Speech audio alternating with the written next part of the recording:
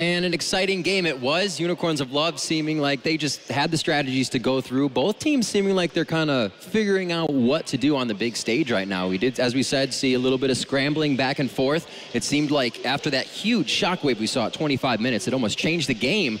That kind of gave some false sense of security to Lyon Gaming, and it showed just they wanted to get to the next fight. So those little mistakes are still coming out in these players trying to hit the big scene.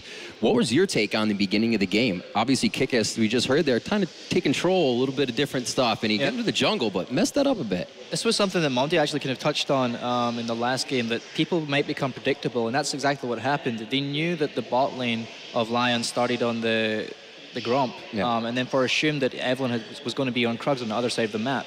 And that gave Kikis an opportunity to basically sneak in, knowing that the ward had expired, as Monty picked up on, that he could sneak in there, drop a ward on the blue, and wait. I actually think it was slightly Thiak's error that he didn't check that brush on the way in, because that really messed him up. Yeah. Well, it's just playing on a player's assumptions right there, because if we talk about it, they only dropped the 4 wards. Unicorns dropped 4 wards at level 1 instead of the usual 5, and they waited until that timeout on the wards, so he started at red. Right. And so just walked over there, managed to drop his trinket ward right on top of the blue buff, and just waited and sprung the trap on him, and that was pretty devastating to Thiak's early jungling. So just a smart play by Kikis, but powered by the assumptions that the other jungler was making. And I think we're going to see more and more of this as we move on, but definitely a fun little moment. I'm going to actually have to beg to differ on that. I don't think that it really hurt him that much. If you look at the CS in the mid game, they had exactly even CS, and he didn't really get a kill off that or anything like that. They blew a flash, but it looked like he just farmed it out just fine. Maybe it hurt like some of his early game pressure, but I don't think it hurt him that bad. Well, 3 buff as well. Well, 3 buff doesn't mean anything in the grand scheme of things now, because before in the old patch, you're like, oh, you got my buff, that means you're not going to be level 3, I'm going to have a level advantage on you. But now you can just clear, you can clear a whole side of the thing and you can hit level 3. You can hit level 3 off of doing 3 camps. So I think triple buffing is not as hard hitting as it used to be. All right, I thought you wanted to say something, Monty, but didn't. So this game, obviously, Lyon not really able to perform up to task, but we're going to have to watch Unicorns of Love now playing up against Team Solo Mid to come in. What are we thinking about this? Obviously, Kickus in the jungle against Santorin, but Power of Evil and Bjergsen in the mid lane. So I would like...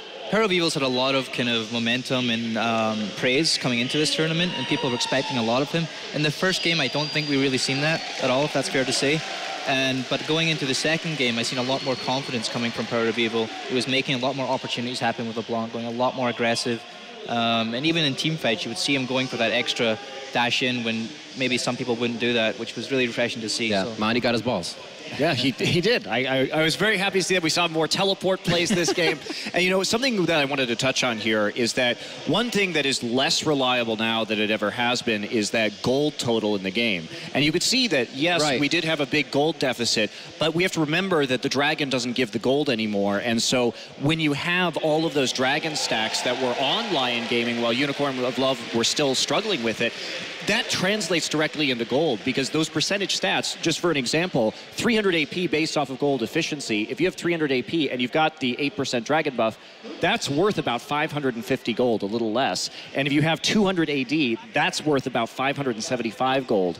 And so when we see these big leads, but we know that one team has that first buff, and it's really that first buff that's the most important.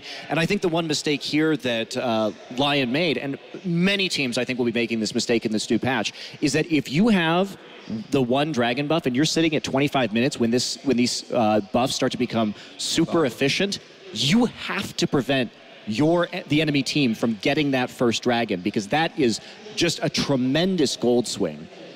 Right now, Saint, one last question for you before we move on to the Pain Cloud9 game. We're actually going to throw it down to Shocks. How do you feel now seeing Unicorns of Love? They're going to fare in the LCS. Is this the team that's going to do well? Can they represent the hype? We obviously have more games to see of them, but from what you've seen so far?